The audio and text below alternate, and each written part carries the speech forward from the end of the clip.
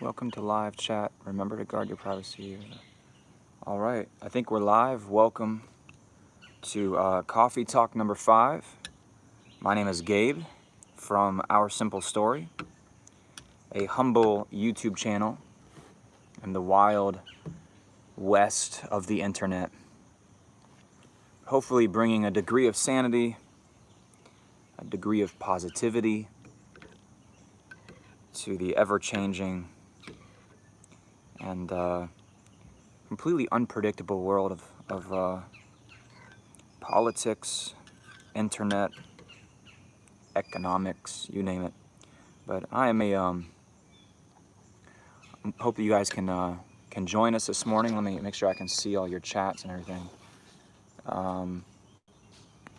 Let's go make sure all. So if you're joining me this morning, it looks like I have 4 viewers on. Welcome. My name is Gabe, and I'm the creator for. We're up to 5 now. Welcome, guys. Good morning. My name is Gabe, and I'm the creator. I'm the mastermind, so to speak, behind Our Simple Story, which is just, like I said, just a small YouTube channel. It's been a while since I've got on and done this coffee talk here, but I've got a cup of coffee, a trusty cup of coffee, strong and black, and I've got some cream of wheat. This mug brought to you by my mother, because I am a teacher, and teachers are super, although I'm not eating soup out of my super mug.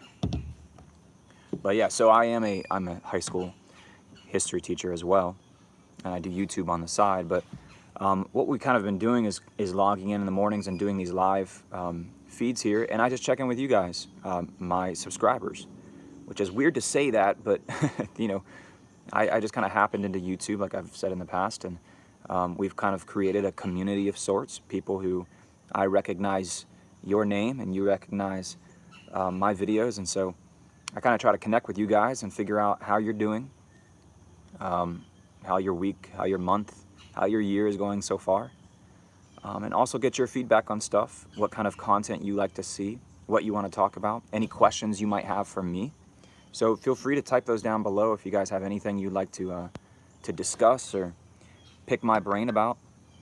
Let me take one big bite of my cream of wheat, and then I'll jump into some news here. So I want to say thank you to everyone who is watching and subscribed to the channel, and both new and old subscribers. You guys help keep this thing afloat and keep the gears turning on this.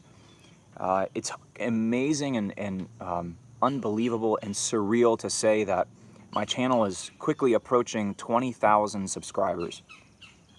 And I remember just barely eclipsing 1,000 subscribers. I remember that day. I remember where I was sitting and I was thinking, wow, that's amazing that 1,000 people have clicked the subscribe button on my channel and said they would like to watch the videos that I create. And that's very humbling. But excuse my beard mess. It's so hard to eat cream of wheat with a beard.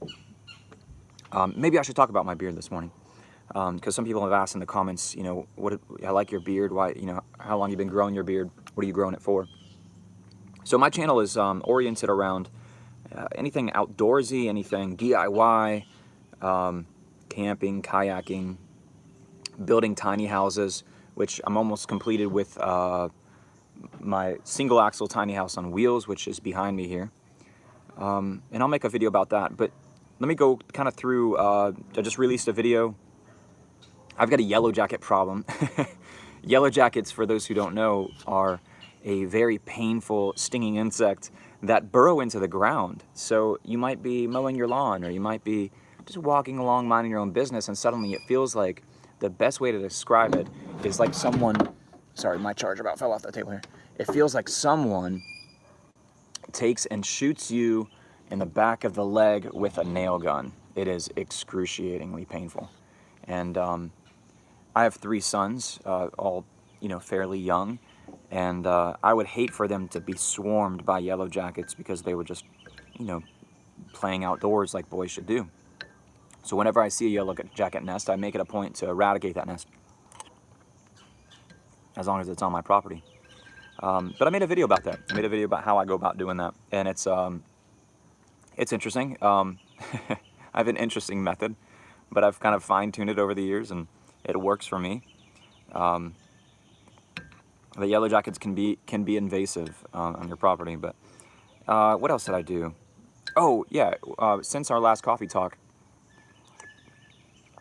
my friend Adrian and I, we made a video about a survival cache, and what we did is I created these 2 survival caches, which is they're just made out of 4-inch PVC pipe, and I made one for him. I made one for me. A survival cache is just something I saw on the internet, where you take this container, you fill it with a bunch of survival items, and you hide it out in the woods with hopes that, you know, if you had to like bug out or something like that, you would run to this survival cache knowing where it is, maybe possibly buried or hidden in some bushes, and you would pull it out and be able to have all of these items needed for survival. So I made these containers and I gave it to Adrian, and I was like, hey, you got 1 month, let's build out a survival cache. Each of us build out a survival cache inside of these containers. Let's come back in a month and let's make a video about what we put in ours. And Adrian is way more of a survival geek than I am, way more knowledgeable on the topic of survival than I am. And so we came together, we made a video about it, and it ended up being really cool, just kind of comparing and contrasting what we each put in ours. So you can check that video out on the channel below. Today is kind of an exciting day for us. My family, we're heading down to Florida today. We are going to, once the family gets up and going, you know, and eats breakfast and all that, we're going to head down to Ponce de Leon Springs, Florida. And that is in the panhandle of Florida. It is in between Tallahassee and Pensacola along I-10, Interstate 10, if you're familiar with the panhandle of Florida. We're going to go swim in the spring there at the state park, Ponce de Leon Springs State Park. And I'm going to make a video about it. I'll put that up probably a few days from now. You'll see my video review of Ponce de Leon Springs State Park, and I hope you guys enjoy that. But yeah, if you have any questions or anything like that, any topics you want to discuss, just put those in the comments below. And there's usually some regulars that I see down here. Let me make sure I've got, okay. I should do a video one morning on my secret cream of wheat recipe. Oh, my beard. Let's talk about my beard. So, I'm a high school teacher, and I've done this in the past where I will grow out my beard as long as possible. And I will throw out a challenge to the students. If you can raise a certain amount of money by the end of the school year, I will let you guys take clippers and buzz off my beard in any fashion you want. And I'll have to wear it that fashion the rest of the week. So you could buzz like, you know, half of it off and leave the other half there. Or, you know, just leave like a big handlebar mustache, whatever. And if you do that on a Monday, I'll wear it that way the rest of the week and teach and everything that way. So I've done this in the past with students, and they absolutely love it. The money goes to benefit a charity of their choosing. They vote on a charity, and then we send the money there. So that's why the beard is getting longer. It will continue to get longer. We just started the school year, and the fundraiser has just kicked off. So it's gonna be much longer. So one day you'll see me. It'll be gone, and but yeah, I'm really excited about it. I'm happy. It helps students to really kind of think outside themselves, think outside the classroom, and helping other people with, you know, their hard-earned money. Many of them do work part-time jobs and things, so I'm excited about that. I'm excited to see, you know, just the results of that. I remember one year I did it. We call it the beard raiser, and one year I did it. I think it was 7th and 8th graders, maybe it was 7th graders. Excuse me. I think it was 7th graders. They shaved off they hit the fundraising goal. They shaved my beard off. But I remember as they were using the clippers, they were all taking turns using the clippers and buzzing my beard off, and clumps of hair were just kind of rolling off of my face. It looked like when you shear a sheep, you know, it's kind of like just clumps just falling off. And I remember one kid came to school with a Ziploc bag that day specifically for putting big clumps of my beard into that bag. And I remember looking at him. He's walking around me as people are trimming my beard off. And he's walking around and taking these clumps of beard hair and putting them in a Ziploc bag. I'm like, what are you doing? And he said, I'm going to use your beard for an art project. Like, what? This is so bizarre. But sure enough, he did. So in art class, I guess they were drawing portraits or something like that, and he decided to draw a portrait of me. And used the beard hair and actually glued beard hair onto my face on the portrait. And so the goal was realism, I guess, in this sketch. So I'm walking down the hall one day in school, and there are all these portraits, you know, in this hanging on the wall that the teacher said were good enough, you know, to hang out on the wall or whatever. And there's a portrait of me. Now it didn't really look like me because this kid in 7th grade. I mean, he's not gonna get, you know, all of my features exactly right. But he did have one feature right, and that was my beard hair was glued all over my face. Then another group of students decided to take my beard hair and bury it in the PE field. And they had a little funeral for my beard. They took clumps of the hair and buried it, and yeah, they put a little cross there and a little marker, and they did a little funeral service. And I think it was because they hated to see me without a beard. They, you know, they just hated my face and what it looked like. So it was kind of funny how, you know, I guess, and even my own kids, they get attached to my beard, you know, when I do end up shaving, and it's kind of like, I look like a child, you know, and I got this little tiny face or something, and it shaves off probably 10 to 15 years off of my age.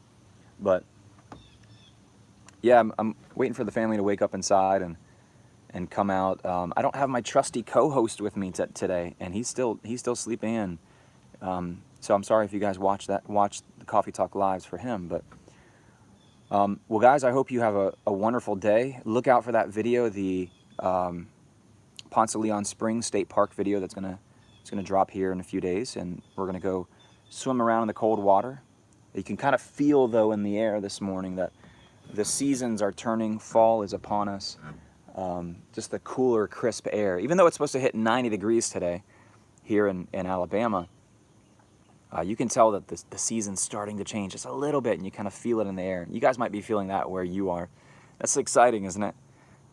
It seems like seasons are just long enough to where we can really appreciate them, and where we kind of miss and long for the next season, right? It's kind of how life is sometimes. But I hope whatever season life brings you, that it goes well with you, and you guys are safe and trying to get back to a place of normalcy. But everything's good here, so we will see you guys. Thanks so much again for your subscriptions, your comments, your likes, and all your support. For those who chime in on a regular basis, I say this and I say this, I say it again. I read every single comment that people comment on my YouTube page. Literally every comment that comes through, I will sit there and I will read it, and I will try my best to respond to some of them.